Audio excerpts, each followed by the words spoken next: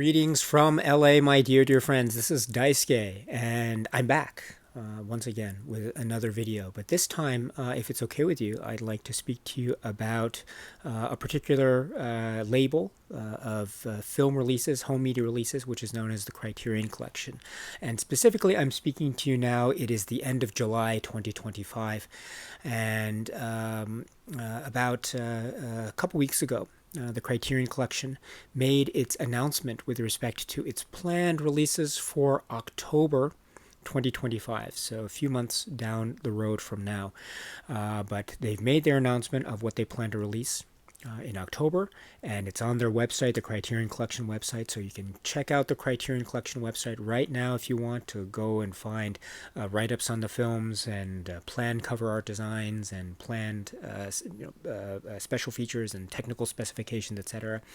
But if it's okay with you right now, I'd like to take this opportunity in this video YouTube format to share with you my initial thoughts and comments with respect to my reactions and my initial thoughts and comments with respect to the planned releases for October 2025 from the Criterion Collection. Hey, let's get started here. So, scheduled for release on October 7th, 2025, and this is for spine number 898.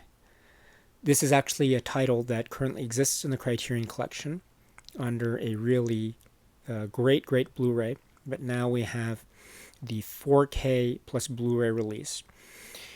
It is a film which is described as being from the year 1992. The name of the filmmaker is David Lynch, and the name of the film is Twin Peaks Fire Walk with Me. Okay, so Twin Peaks Fire Walk with Me is going to be getting the 4K UHD release treatment, release handling from the Criterion Collection. It says 4K digital restoration with 7.1 surround DTS. It doesn't say new on that, but that's what the description is.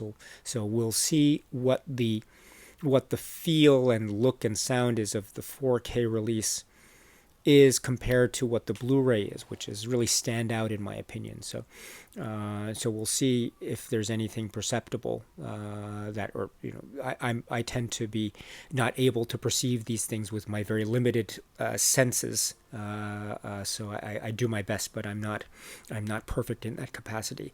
That being said, this is a film that is one that I've spoken about on this channel in terms of how the film, how I feel about the film, what the film means to me, and in the context of the grand story that is Twin Peaks, and also in terms of the film and what it's trying to do and what it's trying to counteract against, what the quirks are, or what the little details of a type of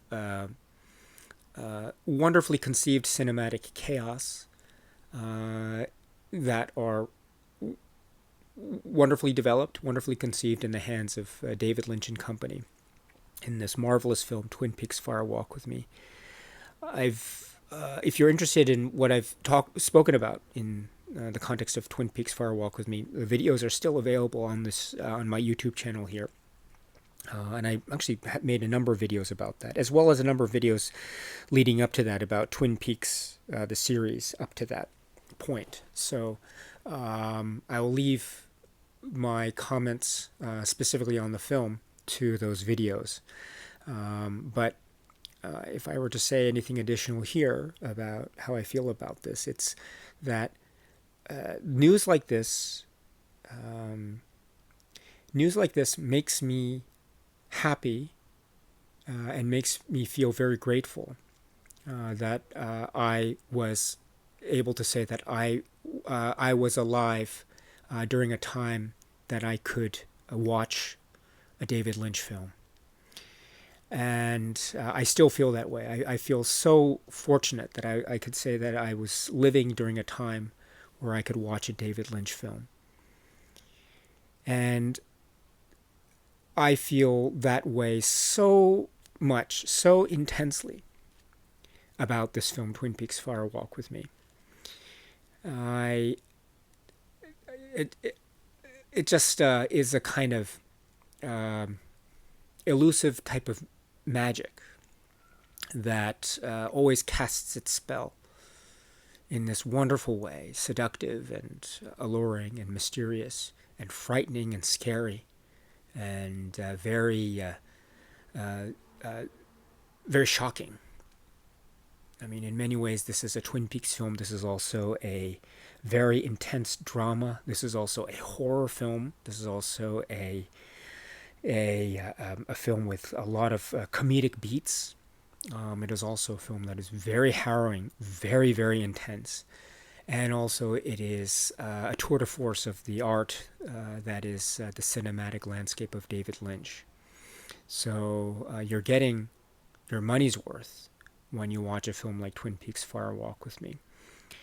Now, if by chance you're watching this and you haven't yet seen Twin Peaks, the series, that was broadcast prior to the release of Twin Peaks: Fire Walk with Me in 1992. As I've maybe mentioned elsewhere, my strong recommendation is do not watch Twin Peaks: Fire Walk with Me until you have seen the series Twin Peaks, the first 2 seasons of Twin Peaks. To watch those, because I think a knowledge of the storyline of the first 2 seasons of Twin Peaks will really help so much when one watches Twin Peaks: Fire Walk with Me. So that's always been my recommendation. But of course, please, you can take my recommendation, or you can you don't have to take my recommendation. You do what works for you. Of course, it's your cinematic journey. So I respect that wholeheartedly. But in any event, I guess my point is that this is a film that excites me in terms of how it connects to the other episodes of Twin Peaks, both past and future. And also, it has an ability to strike a chord on its own terms. And also, it sort of swings back in terms of that pendulum, that wonderfully tense pendulum, that tension between tying into an already currently living set of storylines, but also being its own thing, which I think is a marvelous feat. Absolutely marvelous feat. It is, it remains a truly daring and brilliant work. Dare I say it? It is cinematic electricity. So, this is going to be given the 4K plus Blu-ray physical media treatment in October, or on October 7th, 2025. Spine number 898.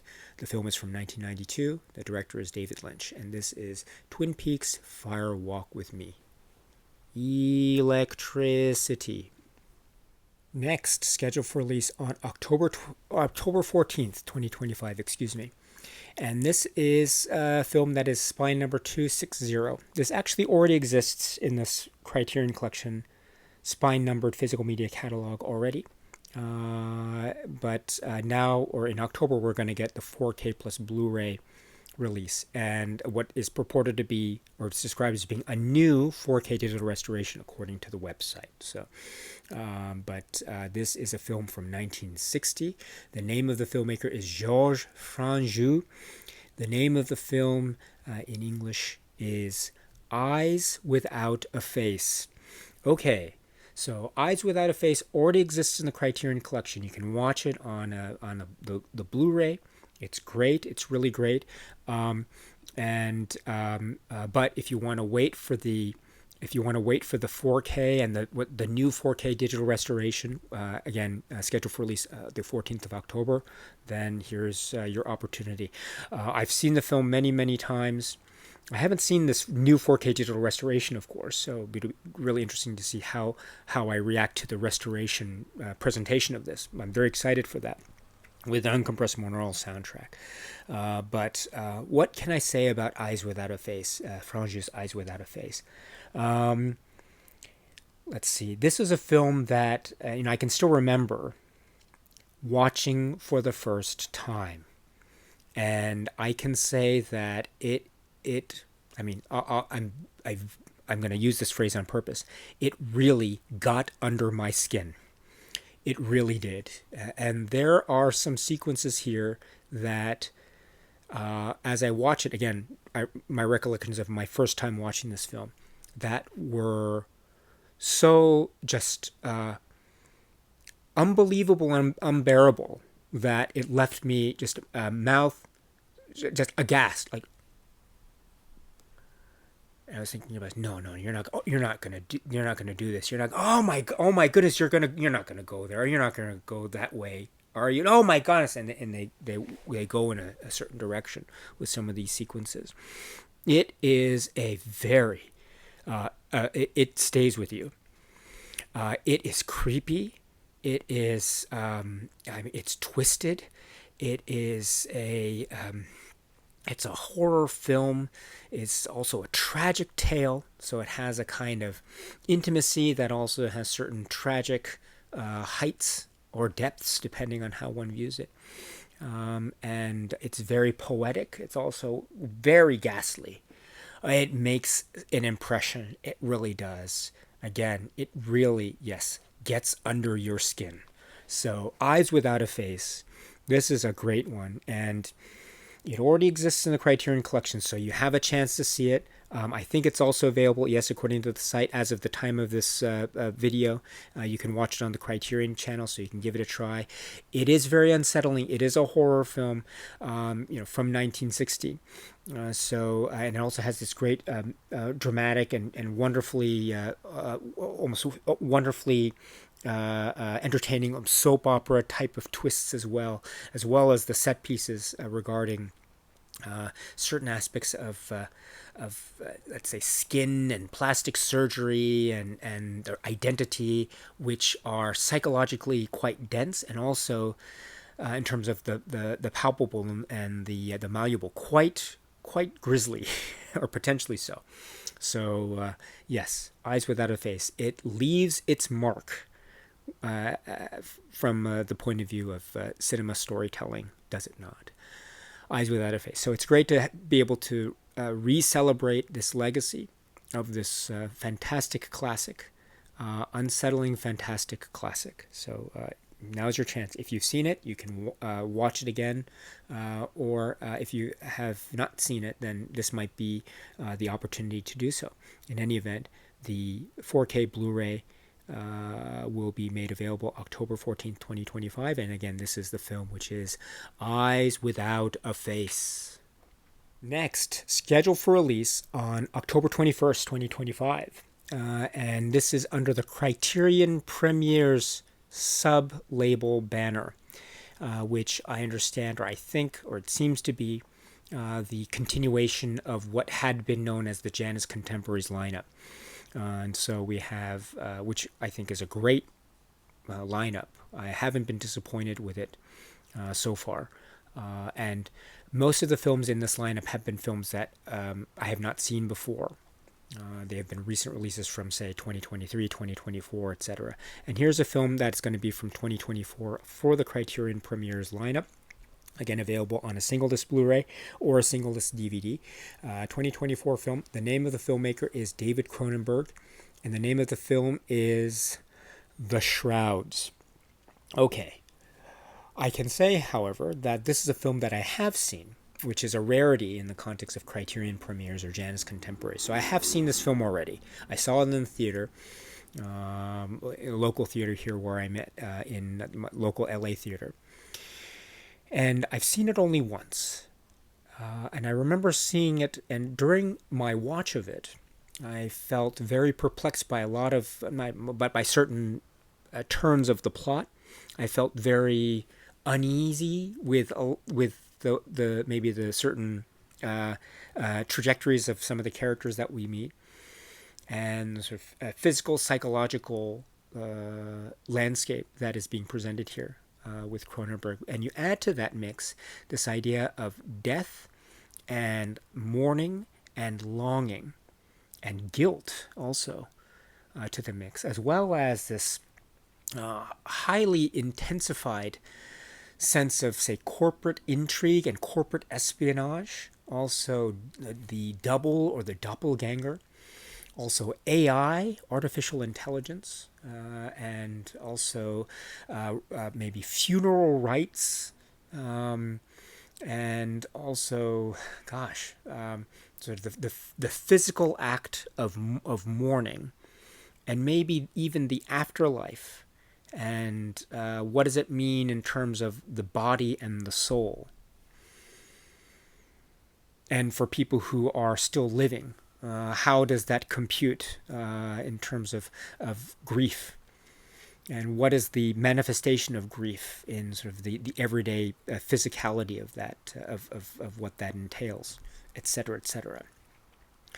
So all these things were sort of swimming around in as I was watching the film, and I admit that when I watched the film for the first time, I was unable to make all these connections in my head. I tend to do that. I tend to not be able to catch all the everything that is there in the film upon just a single watch. I need to watch a film many times to do that. I tend to be very, very slow when it comes to trying to catch these details. So I need to watch this film again. But what I can say is, after that initial watch of the film, I walked away from it a couple days later, weeks later, months later, and I'm still thinking about it, and I'm still haunted by it, and I'm also moved by it. I'm also, and I mean this in a very complimentary way. I'm also confused by it. I'm irked by it. I'm also very. There are moments there that I felt a sense of repulsion. There are moments that I felt a real sense of dread, and also there are moments I felt a real sense of sadness and sorrow. And this is something that I'm glad this was there, because there is a lot to be said about the let's call it the brand name that is Cronenberg. I mean, it's a very powerful brand. It's a very powerful filmmaker's name, because it's the name of the filmmaker who has graced us with so many key masterpieces of the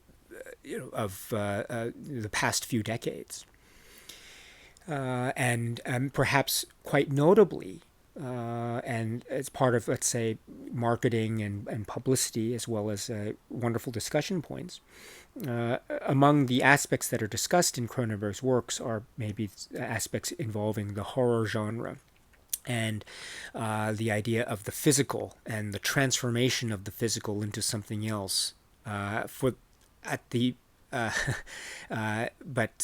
loss of what currently exists. So that means a kind of decay or destruction of the old in favor of the new, whatever that is, and that oftentimes translates to maybe a metaphor about revolution, and you lead to sort of maybe a kind of cloaked or veiled political discourse in many of Cronenberg's works. You look at Videodrome, you look at Existence, Scanners, even M. Butterfly, and then there's also the transformative aspect that also impacts the psychological and how one relates to other people. You see that a lot in Crash, also in Butterfly, Spider, History of Violence. We'll talk about that in a moment as well. But there's also embedded in the works of Cronenberg as well this idea of a real emotional core that can lead to one of many things, especially when you think about this idea of transformation and how it affects the emotions.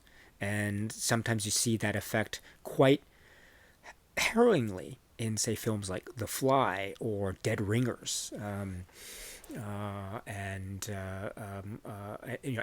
M. Butterfly, etc. So I would say that there's also this very key emotional core to many of Cronenberg's works that suggests a kind of heartbeat, and that heartbeat and how that heartbeat is being affected by all this, say, transformative chaos that's part of the plots of this. And that effect on the emotional heartbeat can be very moving indeed. And I would say that that is such a key element of what makes the Shrouds work for me, is how much of that transformative chaos affects the emotions. Especially when one is reminded of how much this is to do with loss and grief, the loss of a loved one and grieving over that.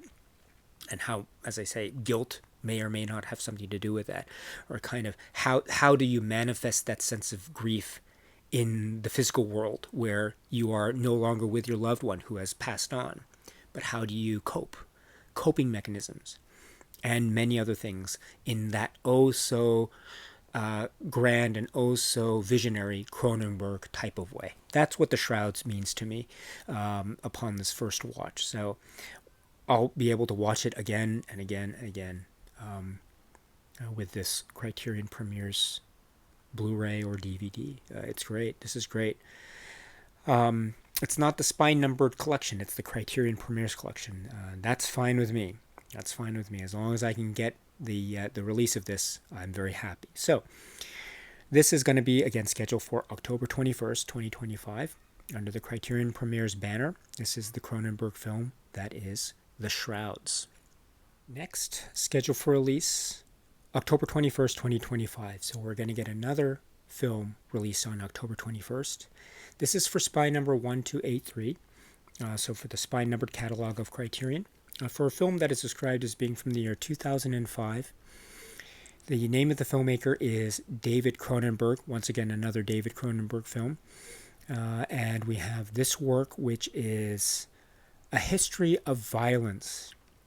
And this is great. And I should say, too, it says new 4K digital restoration of the international cut of A History of Violence, which is really great. You know, I have A History of Violence. I have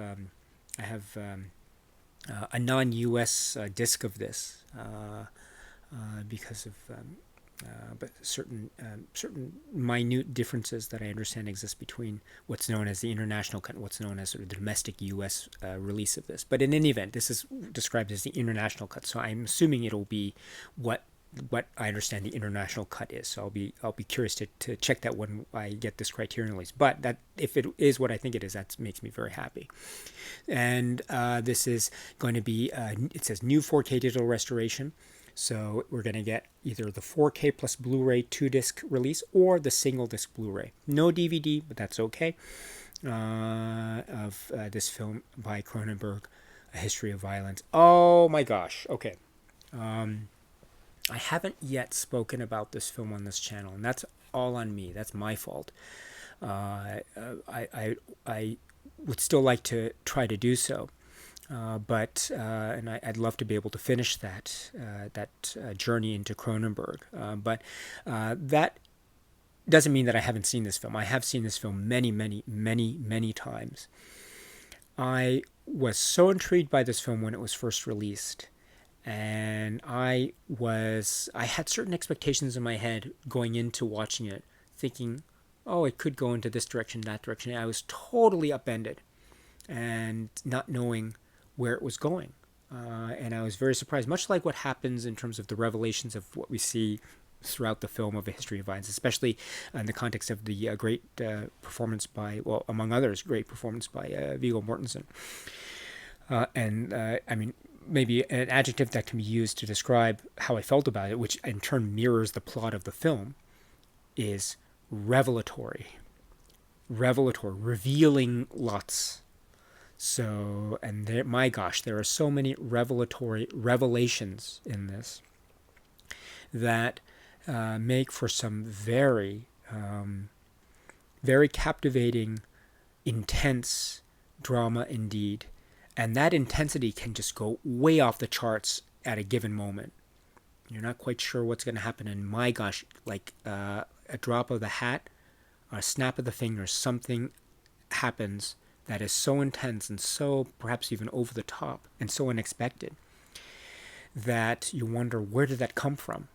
And what will that lead to? And that's exactly what that kind of disconnect and disquiet and unease, and that's what this film, that's the position that this film forces you to be in. You know, you're being drawn into where this came from, and you have to be propelled forward into where this will lead.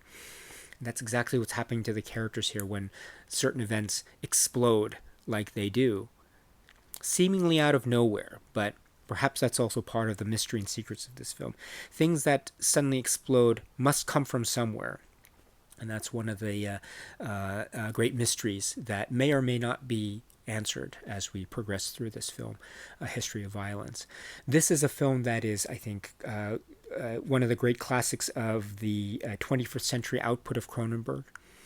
It also has a sense of transformation, but transformation of perceptions, perhaps more than anything else, or maybe not anything else, but transformation of perceptions among its other handlings of the theme of transformation.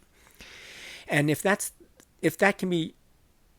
hypothesis holds, then this is a very, very much a Cronenberg film through and through. This idea of transformation, this idea of change, and the consequences thereof. Sometimes the phrase body horror is associated with this notion of transformation and change. But this idea of transformation and change can manifest itself or manifest themselves in all sorts of forms in the hands of Cronenberg. And I think this is a great example of a kind of radical approach to that type of Cronenberg transformation that we might have been accustomed to in films up to this point. But it's still very much a Cronenberg film in that way. And very exciting, very unnerving, and it leaves one with a lot of questions, which is, I think, a mark of a great work indeed. And just not quite sure, again, where one comes from, and not quite sure where they will be going. And I mean that about the plot, and I also mean that about how characters will respond and react and relate to each other. There are some set pieces here too, and I should say too, I'll try to be as vague as possible, but there are some scenes here that involve very detailed and very intense physical connectivity. But the question in that area of physical connectivity is the extent or degree or lack or absence of psychological and emotional connection. Despite the fact that the physical connection is very physical and very intense indeed. That kind of disconnect is very much one of the great sort of cinematic questions that Cronenberg poses so well in a film like History of Violence, and in another film like Crash, for example. This idea of that disconnect, if it indeed is a disconnect, or if it's not a disconnect, then what does that say about the importance and purpose of physical connection to begin with? I mean, does it therefore lack any and all meaning to begin with, or is there a certain meaning that is otherwise derived from the disconnect, etc.? So, oh my gosh, this is a film that is so ripe with all these questions, as well as being a very harrowing drama, and also on an entertainment level, it's I think in many respects quite off the charts. So this is very exciting news indeed. So we have, again, described as a new 4K digital restoration, and it looks like we have some most of the supplements maybe will be carried over, will have been seen on other releases, but it'll be interesting to try to compare. So I have other non-Criterion releases of this film that I'll rely on, I'll remind myself of as I watch the Criterion release here. But very excited indeed, very excited. So it's going to be a Cronenberg month. October is a Cronenberg month, and as I said, we had the Shrouds, which you spoke about earlier, and now we have A History of Violence. This is one of the most important films and one of the most vital films in Cronenberg's filmography writ large, which is itself such a brilliant oeuvre. This being a key critical part of that. So this is the film which is, again, scheduled for release October 21st. It is A History of Violence. Next, also scheduled for release October 21st, 2020. October 21st is going to be a just mind-bending day. We have the Shrouds, we have A History of Violence, and then we have this film, which is scheduled for release scheduled for release October 21st, designated at spine number 1284. We have what's described as a new 4K digital restoration with 2.0 surround DTS HD. So we have a 2-disc 4K plus Blu-ray release, or a single-disc Blu-ray release. Plus, I should point out, yes, it looks like a new audio commentary as well with, oh great, so that's another Win. That's another another one in the Win column for new audio commentary tracks in recent Criterion releases. Hooray! And it is this film described as being from the year 1980. The name of the filmmaker, is Ken Russell, and the name of the film is Altered States. Altered States is coming to the Criterion Collection. Another Ken Russell film is coming to the Criterion Collection, and it's Altered States, starring William Hurt, and it's. It's kind of legendary in the status, in the context of Ken Russell's output, in terms of his foray into the world of Hollywood, his work working with the Pat Chayefsky, etc., starring William Hurt. This is a cinematic trip. This is, mind-bending, mind-warping. Psychedelic. It is this idea of a type of transformation of some kind of cosmic being. It's also very much a type of drama with a very human emotional resonance to it.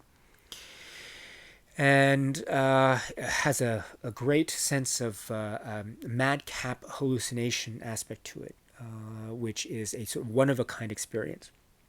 And it might not be everyone's cup of tea, but it is a film that I think it invites multiple viewings, sort of fall into the vibe that is Altered States, and then or to maybe enjoy the vibe that is Altered States, and then to essentially sort of go along for this great ride. It's one of those stops along the way that you realize if you're watching the films of Ken Russell for the first time. You realize that you are in the hands of a true cinematic. It's a cinematic sort of master. So this is one of the most memorable films from Ken Russell in an output of films from Ken Russell that is so memorable. So and again, there are some images here that you just look at and whoa, all right, whoa. I can't wait. If you're watching this and you haven't seen Altered States and you're into this type of film, oh my gosh, and you haven't seen this yet, I can't wait to see or hear your reactions to how you feel. I remember when I first saw it, I was just like it just makes you. You're into the rhythm of the film, but it makes you sort of shift in your seat in a kind of great sense of discomfort, but also a kind of stimulus that's being directed at you. It's such a great experience in that way. I'm so excited for this. Altered States. I'm very excited for this.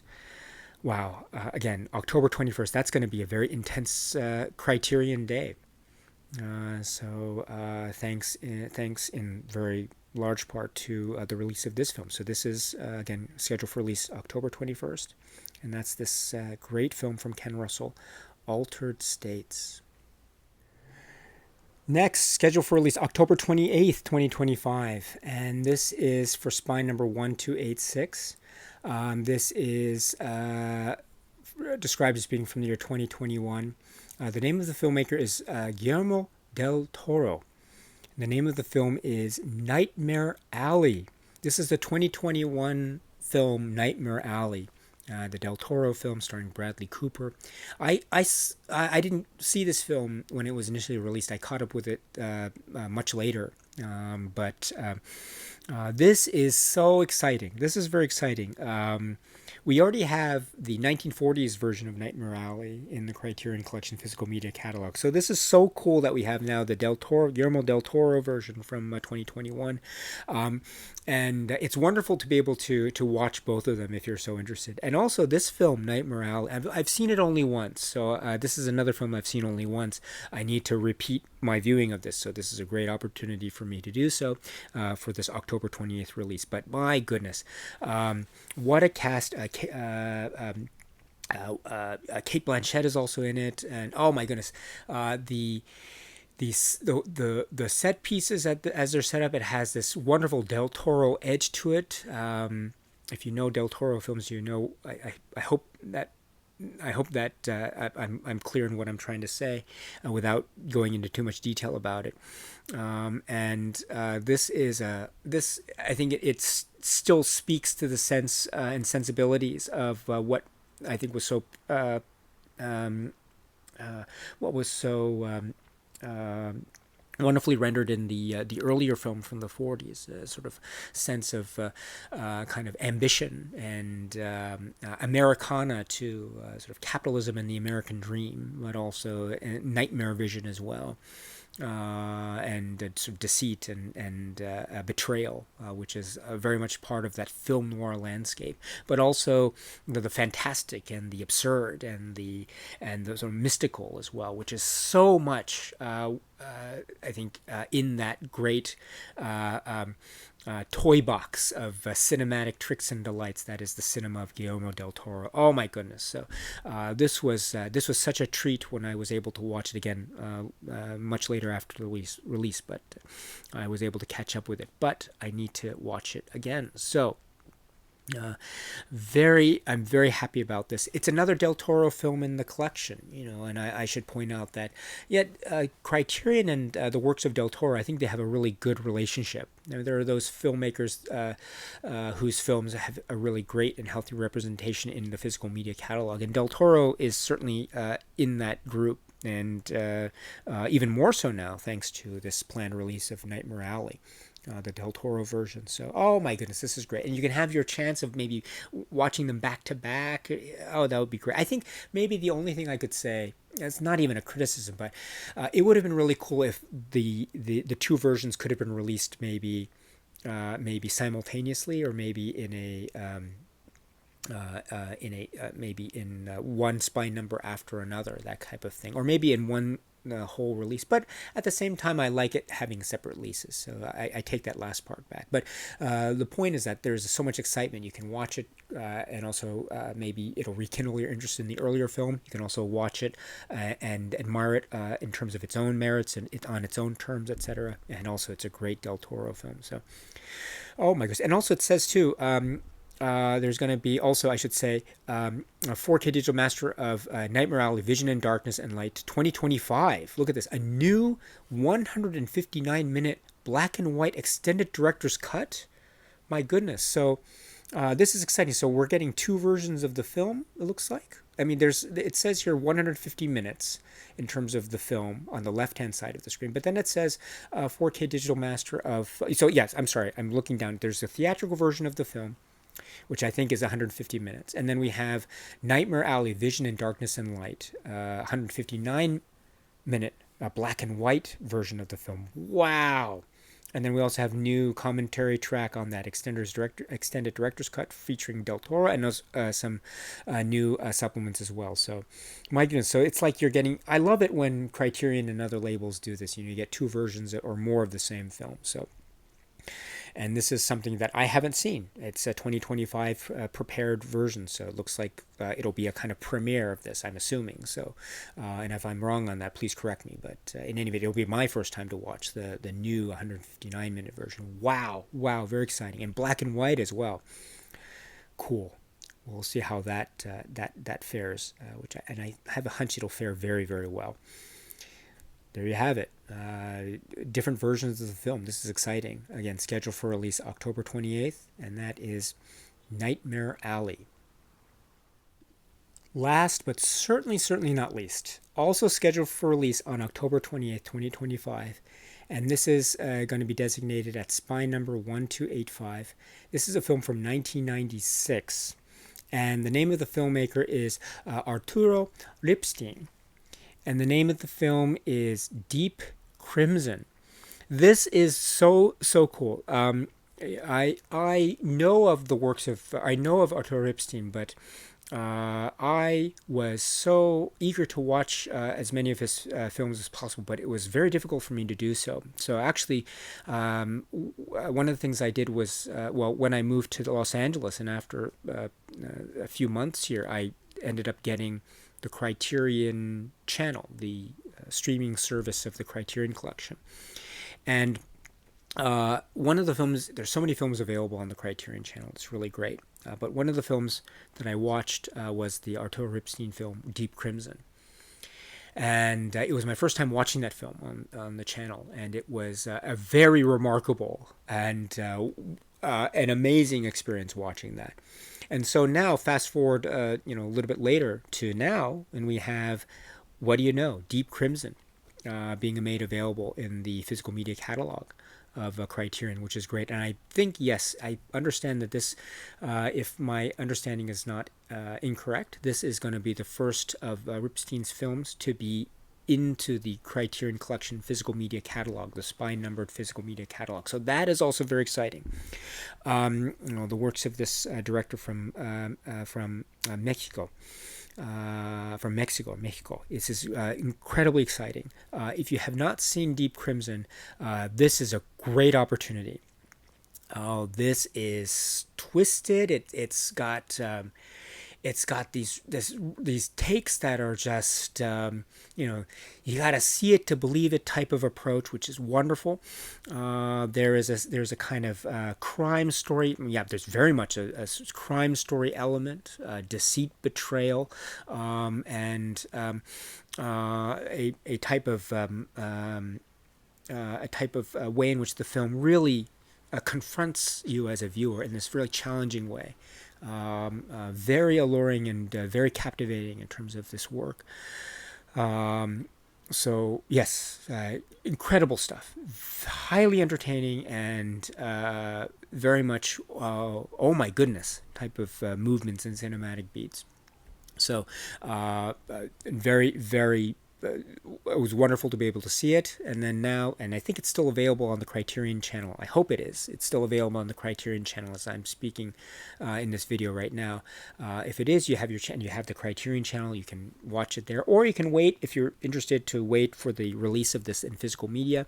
It'll come in either a 4K plus Blu-ray release or a single disc Blu-ray release, and then based upon what's described as a quote-unquote new 4K digital restoration of the director's cut, supervised and approved by the director. And the time here, running time, is 136 minutes. So this is very cool indeed. And I believe there is, I'm not sure, I'm going to have to figure this out, but I think one of the panel discussions that's included here, I want to say that this is something that I've seen already on YouTube, because I think it could be the same panel discussion. I will check that when I see it. It was with Paz Alicia Garcia Diego. And there's a panel discussion that you can watch on YouTube that has actually Garcia Diego and also Ripstein speaking. So I believe that was one, but I'll double check that. But it was a really great one if I'm understanding it correctly. So, and if not, it's something new to watch. But even if it's something that I have seen, I'll watch it again and again. That's great.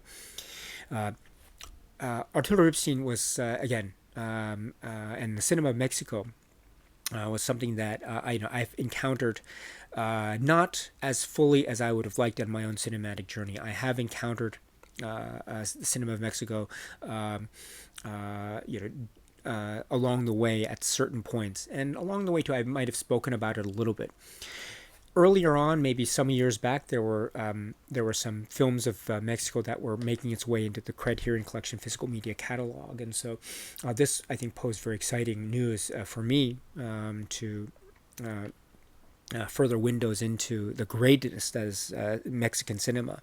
But now we have further inroads in that with regard to this film, Deep Crimson. So I enjoyed this so much when I saw it on the channel, and I know I'm going to enjoy it again when I see it in the physical media release. So if you haven't seen it, this is your chance.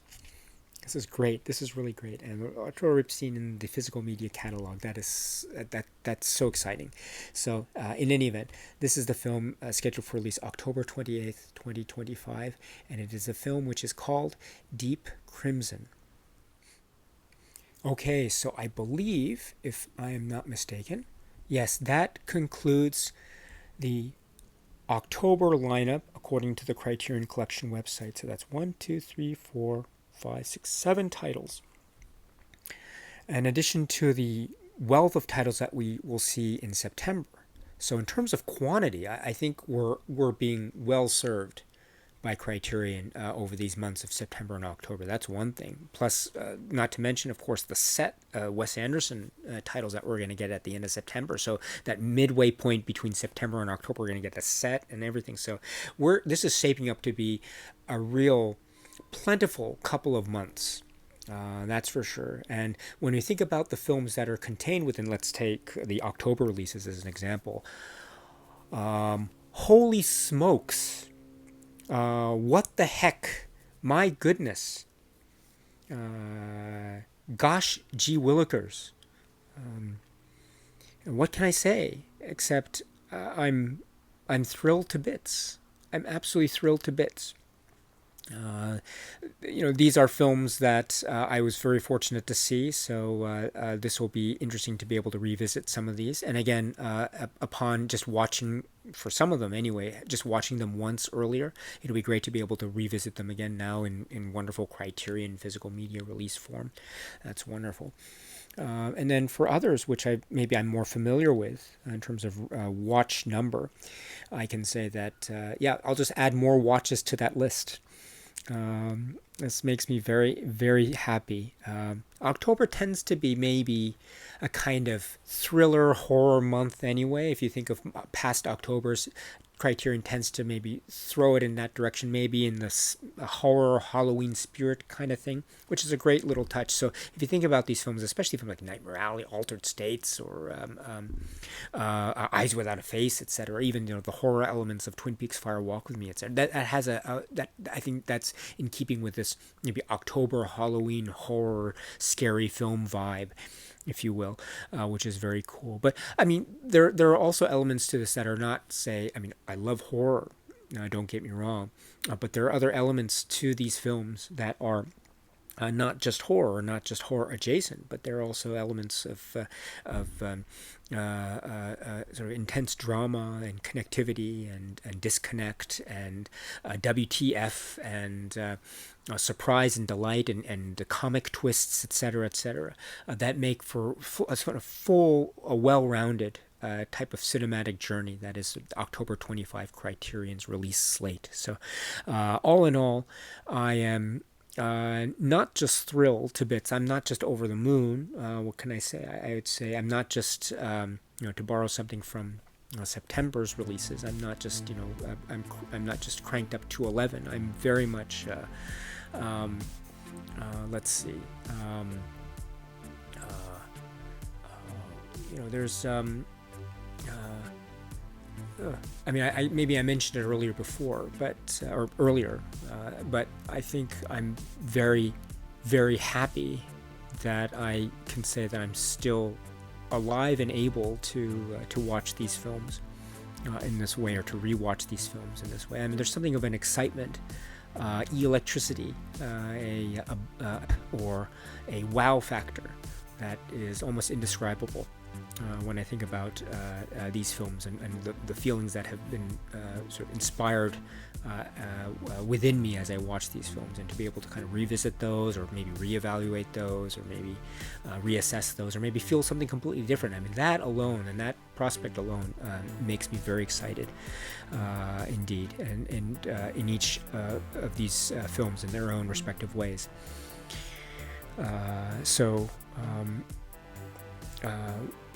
It's a very great month It's a great month to be a Criterion fan and a film fan in general, I would say, this month of October 2025. And not to mention, of course, what's planned in other departments with other labels outside of Criterion. My goodness, this is very exciting indeed. So, I'm very happy about this. And what do you think, my dear friends? Oh, maybe I should say too that, again, it looks like we are, in some respects, maybe not all, we're seeing the DVD format still somewhat represented, but not all the way through. But maybe that's to be expected right now, given the pattern of DVD releases in Criterion.